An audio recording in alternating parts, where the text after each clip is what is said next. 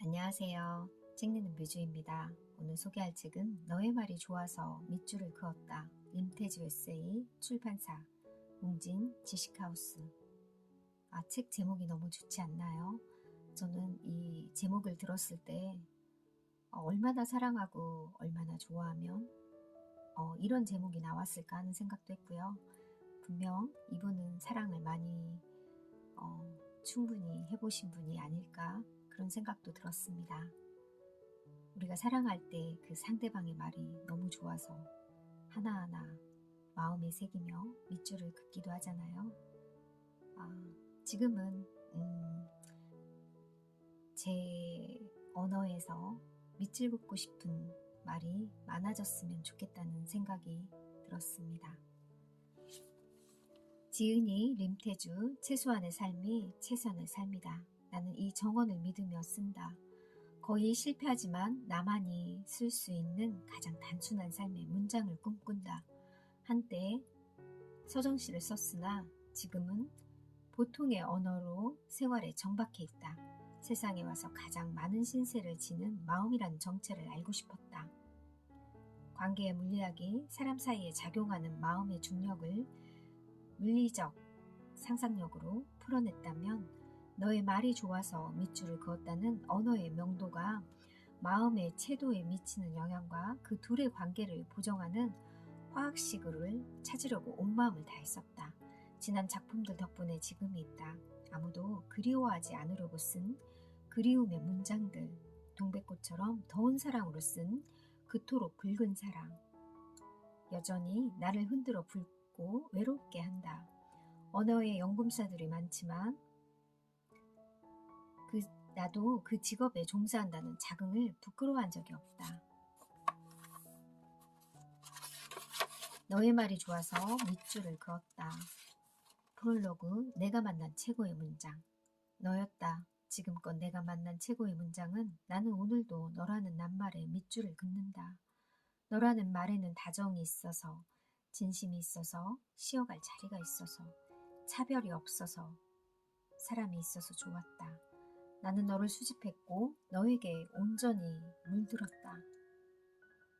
연애할 때 이런 말을 하면 정말 푹 빠질 것 같습니다.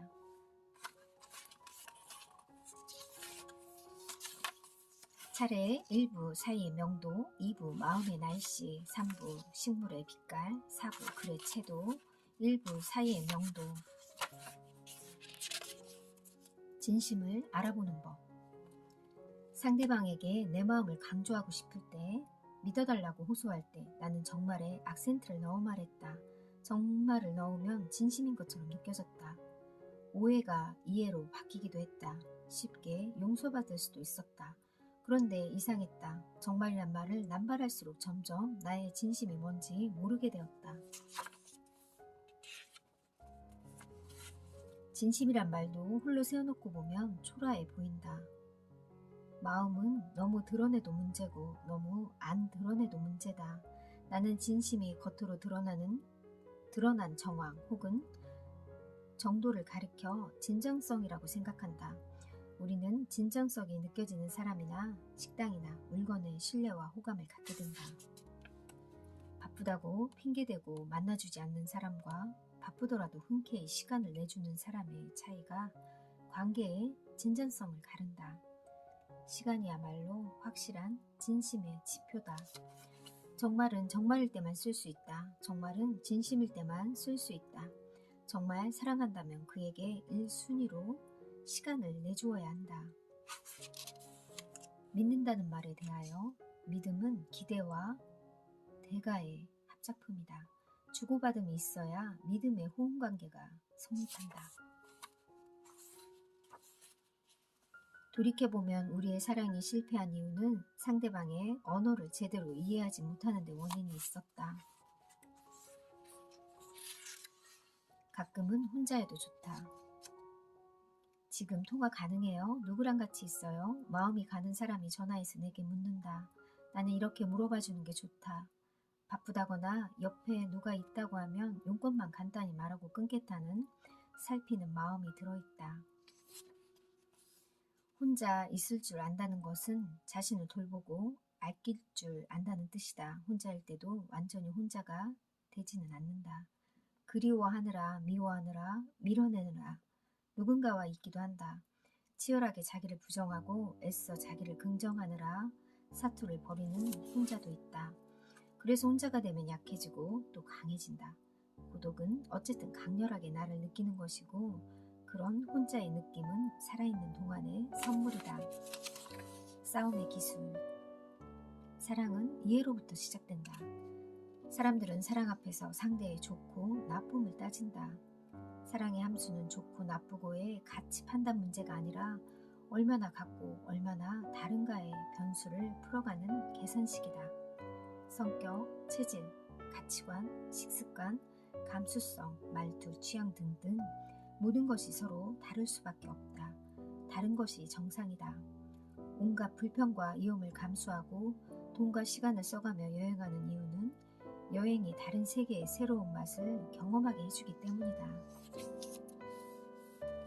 가끔 싸움의 하수들이 말해봐야 못해 달라지지 않을 텐데 하고 아예 말문을 닫아버린다.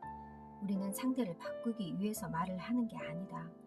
내가 말하고 싶어서, 내가 사랑하고 싶어서, 내가 살기 위해서 한다. 관계의 말들. 선배가 면접 시험을 보러 가서 면접관에게 했던 질문을 밑줄을 쳐둘만 했다. 면접관이 간단히 자기소개를 해보라고 하는데 선배는 자기소개를 끝내고 면접관에게 발언권을 얻어 물었단다. 제가 좋아하는 이 회사에 면접 기회를 주셔서 감사합니다. 저의 어떤 점이 좋아서 저를 면접 심사까지 부르셨는지 여쭤봐도 될까요? 면접관이 흥미로운 녀석이군 하는 표정으로 선배의 이력서를 필기시험 점수를 다시 한번 훑어보더란다. 선배의 말에 따르면 그런 질문은 프레임을 만드는 질문이라고 한다. 선배에게 물어본 적이 있다. 선배는 어떤 책을 읽어왔길래 그렇게 말을 잘하게 됐느냐고. 선배의 동문서답이 지금도 기억에 남는다. 말은 관계야. 관계의 핵심은 사람이고 나는 내 필요보다 상대를 먼저 생각하면서 말해. 말에 사람이 들어있으면 금이고 사람이 빠져있으면 똥이야. 내가 무엇을 말할까가 아니라 이 사람에게 어떤 힘을 부여할까가 우선이야. 자부심, 자존감, 쓸모, 존중받는 느낌 이런 게 다 힘이거든. 자기에게 힘을 주는 사람을 싫어하는 사람은 없으니까. 사랑하지 않는 것도 사랑이다. 개를 좋아하지 않나 봐요. 그럼 고양이를 키워보세요. 나는 속으로 대답한다. 키우지 않는다고 좋아하지 않는 건 아니랍니다. 좋아해서 참는 거랍니다. 정말로 좋아하면 좋아한다는 걸 잘 드러내지 않는다. 사랑이 꼭 곁에 두는 거, 소유하는 것만이 아니다. 그리워하는 거, 마음을 분명히 하는 것도 사랑이다.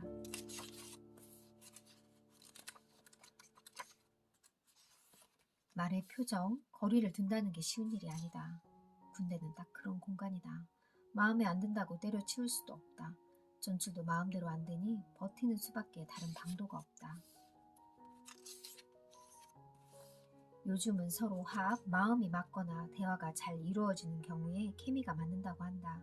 사람 사이의 화학작용, 말이 잘 통하고 마음이 조화를 이루면 그것이야말로 연금술이고 연단술인 시대가 되었다.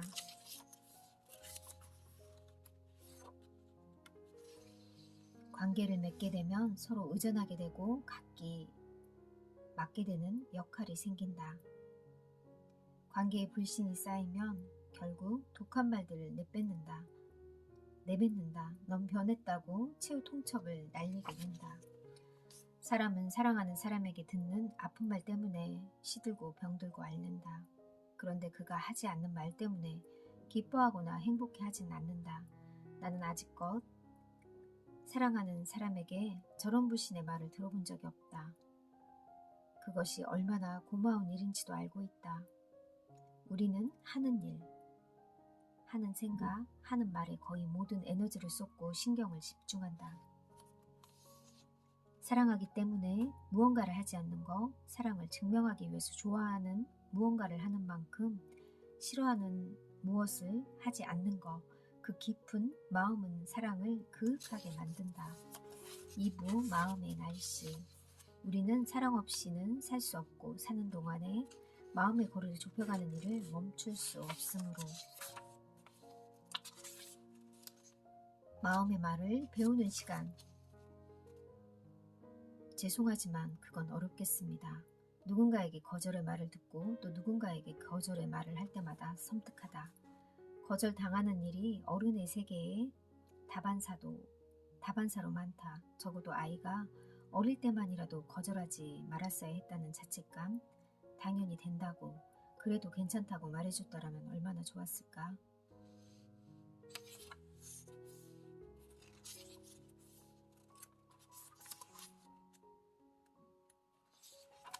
언제 밥 한 번 먹자. 이 말은 참 슬픈 거짓말이다.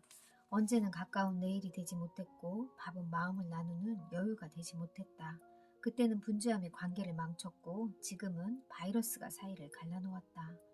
늘 적당한 핑곗거리가 우리 사이에 있었고 앞으로도 있을 것이다. 우리는 이 생에서 만날 수 있을까 반성하는 의미로 요즘은 이 거짓말을 좀 세련되게 바꿔서 하고 있다. 나의 죄책감을 덜어보려고 주도권을 친구에게 떠넘긴 건 아니니 친구가 오해하지 않기를 바랄 뿐이다. 우리 밥 먹자. 언제 시간 돼? 내가 안 바쁠 때 전화 줘.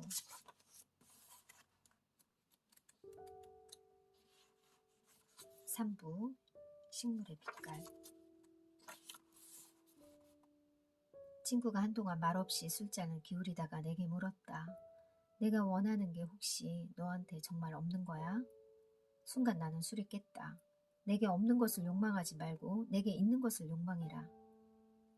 이미 충분한데도 더 가지려고 욕심을 내는 건 아닌지 돌아보라는 충고 같았다. 생각해보니 나는 이미 가지고 있는 것들을 한 번도 가져본 적이 없는 것처럼 탐냈다.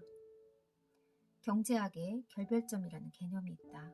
소유가 늘고 부유해질수록 행복지수가 상승할 것 같지만 그렇지 않다.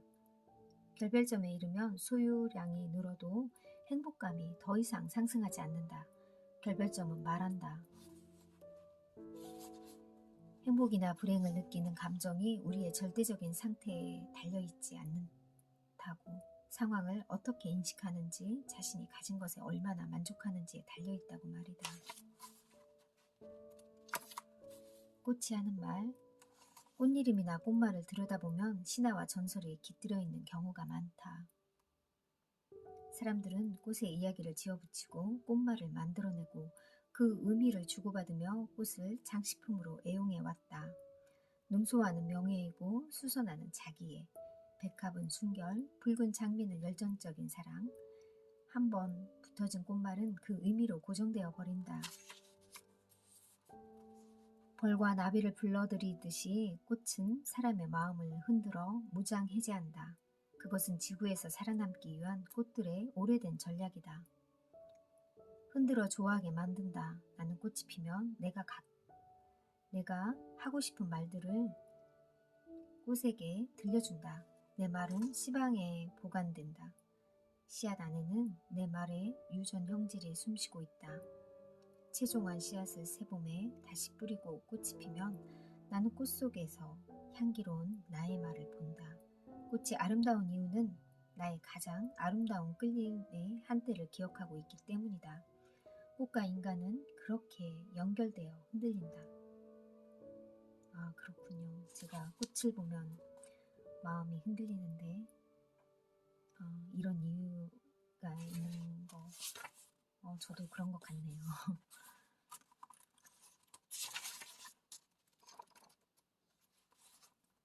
수국집을 대접하고 싶군요. 수국을 보면 그 탐스러운 송이를 짜서 마시고 싶어진다. 맛의 색깔을 상상해 보기도 한다. 착즙하기 귀찮으면 머위 꽃봉오리 튀김처럼 송이채에 튀겨서 와그작 씹어 먹어도 맛있을 것 같았다.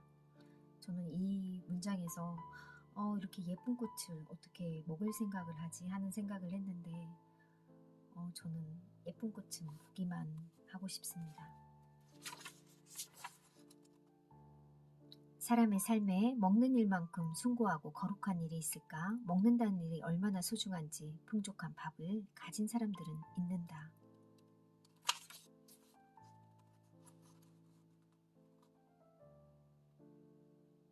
나처럼 수국을 먹겠다는 생각을 한 시인이 제주에 살고 있었던 모양이다. 수국을 짜서 즙을 마시겠다는 시가 신친문예에 발표됐다. 6월의 제주, 종달리에 핀 수국이 살이 찌면 그리고 밤이 오면 수국 하나를 따서 착즙기에 넣고 즙을 짜서 마실 거예요. 수국의 즙 같은 말투를 가지고 싶거든요. 그러기 위해서 매일 수국을 감시합니다. 이원하 제주에서 혼자 살고 술은 약해요 중에서 나도 시에서 말하는 것처럼 수국의 즙 같은 말투를 가지고 싶다. 수국의 말투를 가지고 싶어서 수국즙을 마시고 싶다는 시인의 말에 조금 이해가 되었습니다. 당신이 타인에게 보여준 언어가 되돌아와 당신이 된다. 당신이 별을 보여줬기 때문에 우주가 있다는 걸 나는 안다. 당신이 먼저 와 있었기 때문에 기다리는 사람인 걸 나는 안다. 당신이 꽃을 들고 왔기 때문에 향기로운 사람이란 걸 나는 안다. 당신이 보고 싶다고 말했기 때문에 다정한 사람이란 걸 나는 안다. 그렇게 당신이 내게 보여준 말의 색채가 어느새 나의 빛깔이 되었다는 걸 부인하기는 어렵겠다. 당신은 나의 호수이고 당신은 내 눈 속에서 자신을 본다. 당신이 얼마나 아름다운 사람인지 알 수 있도록 생활은 의식의 표면이고 삶의 깊이를 반영한다. 그 사람의 과거와 미래를 연결하는 고리이고 이성과 감성을 결합하는 지점이다. 생활은 속일 수 없는 그 사람의 진실이다. 나는 친구에게 라면을 얻어먹으며 글을 쓰는 마음, 글쓰기 자세를 배웠다.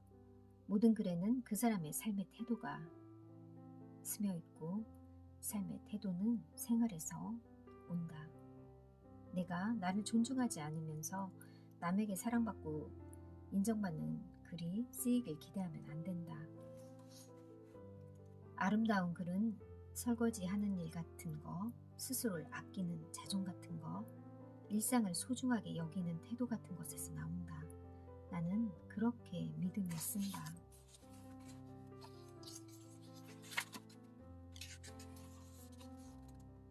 사전을 읽다가 졸갈이라는 생소한 단어를 만났다.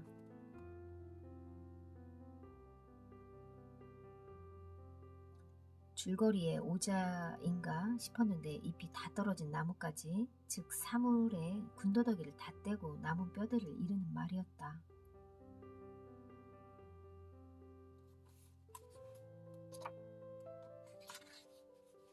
사는 동안 사람은 한 권의 사전이 된다. 일일이 기억하지 못하지만 일생 동안 자신이 사용했던 어휘와 정의를 내린 개념들이 빼곡히 세포에 기록된다. 기록한 페이지들을 한 번도 펼쳐보지 않고 생을 마치는 사람들도 있고 그 단어들을 간추려 자신만의 문장으로 엮고 가는 사람도 있다. 인생이란 것이 있다면 그 엮인 문장들의 졸가리와 고갱이를 이르는 것이 아닐까? 잘 쓴 글과 좋은 글, 요즘은 글이나 영상이 조회수를 얼마만큼 올렸는지, 구독자 수가 얼마나 확보했는지로 가치를 평가받는다. 진심은 드러내려고 애쓰지 않아도 읽힌다. 자신이 아끼는 거, 누군가에게 요긴한 것을 내놓을 때 사람들은 반응한다. 읽기의 쓸모, 인간의 독서 행위를 뇌과학적으로 연구하는 저명한 인지신경학자 메리언 울프 주장에 따르면 인간은 누구나 난독증 상태로 태어난다. 즉 처음부터 책을 읽을 수 있는 뇌를 가지고 태어나지 않는다는 의미다. 내가 독서하는 방법을 배우면 독서하는 뇌가 발달되고 그렇게 만들어진 뇌의 독서 회로에 따라 자연스럽게 반복적인 독서 행위가 가능해진다는 주장이다. 내가 말하고 싶은 것이 이것이다. 지금 당신이 책을 읽는 즐거움을 누리고 있다면 당신은 책을 읽기 위해 부단히 책을 읽는 뇌를 발달시켜 온 사람이다. 경의를 표한다. 그러니 그 특별한 능력을 자주 애용하기 바란다. 당신이 독서하는 모습을 누군가는 부러운 눈으로 바라보고 그 능력을 갖지 못해 슬퍼하는 사람들이 있다는 것을 상기하면서 책이 그냥 책이 아니듯이 독자도 아무나 독자가 아니다. 우리 읽을수록 읽을 수 있는 축복을 헛되이 하지 말자.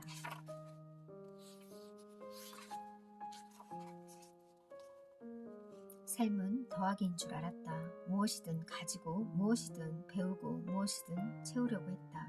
그런데 더할수록 비어있음이 많이 보였다. 인생은 더하고 채우는 것이 아님을 점차 알게 되었다. 과식이 비만을 데리고 와서 나를 가르쳤다. 빼기가 중요하다는 생각이 들자 또 빼는 일에 과욕을 부렸다. 살도 점도 사랑니도 무분별한 관계도 뺐다. 그러다 문득 깨달았다. 애초에 덜 가지는 게 더 현명한 일이라는 것을. 지금 이 순간에도 나는 글을 쓰면서 열심히 뺀다. 그래서 뺄 데 없이 탄탄한 글이 되었다는 것은 거짓말이고 여전히 군더더기가 수두룩하다. 나는 슬픔을 피한다. 적확하게 표현하면 슬픔이나 고통을 언어로 대체하기를 피한다. 한때 나는 슬픔을 비워내는 방식으로 글쓰기를 택했다. 슬픔도 에너지라서 자꾸 쓰면 이내 바닥을 보일 거라고 믿었기 때문이다.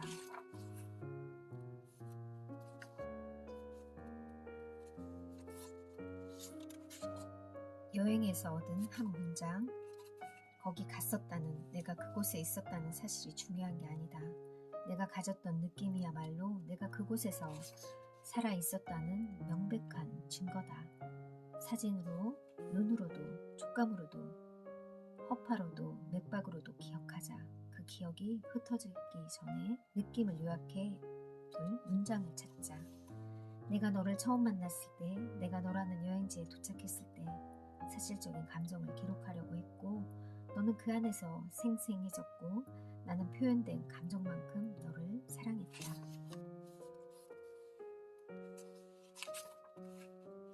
의미심장이라는 말, 산다는 거 의미를 붙이는 일이면서 동시에 붙이지 않아야 할 것에 함부로 의미를 붙이지 않는 일이다. 내가 책임을 다할 수 없는 것에 의미를 두고 관계를 만들지 말아야 한다. 가까이 하는 건 쉽지만 가까이 한 것을 멀리하는 건 고통스럽다.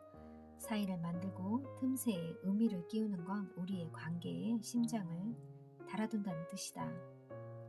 함부로 좋아하지 않는 단호함, 어쩌면 그것이 의미심장의 진정한 정이다. 그 조심하고 아끼는 마음이 흘러들어야 심장이 붉고 단단하게 박동한다. 나는 생각했다. 입맞춤으로 귀결되는 모든 사랑이 과정에 필요한 건 많은 말도 완전한 문장도 아니라는 것. 우리는 말을 너무 값없이 쓰고 너무 많은 말들을 낭비한다. 이미 충분한데도 더 잘하려고 더 많은 낱말들을 욕심낸다. 그래서 어떤가 점점 진심을 전하는 일은 힘겹고 무엇이 진실인지 아는 건 더 어려워졌다. 너무 화려하고 자극적이고 복잡하기만 하다. 에필로그에서 내가 하고 싶은 말은 이것이다. 적을수록 더 좋다는 말, 불완전해도 그것이 최선의 삶이라는 거, 말에 식탐을 조금씩 덜어내고 비워낸다면 분명해지고 투명하게 보일 것이다. 너에게로 이어진 마음의 직통로이며 심장이 쿵쿵 건너가는 소리까지도. 오늘 그대가 삼킨 낱말은 무엇인가? 이 책 속에는 너무나 좋은 문장들이 많았고요. 20대가 읽어도 연애할 때도 참 도움이 될 것 같은 그런 명문장도 많은 것 같아요. 중년이 읽어도 참 좋은 책이고요. 저는 이 책을 읽으면서 언어에 대해서 또 한 번 생각하고 관계에 대해서 또 한 번 생각하는 시간이 되었습니다. 좋은 책 아름답게 써주신 임태주 작가님께 감사함을 전합니다. 감사합니다.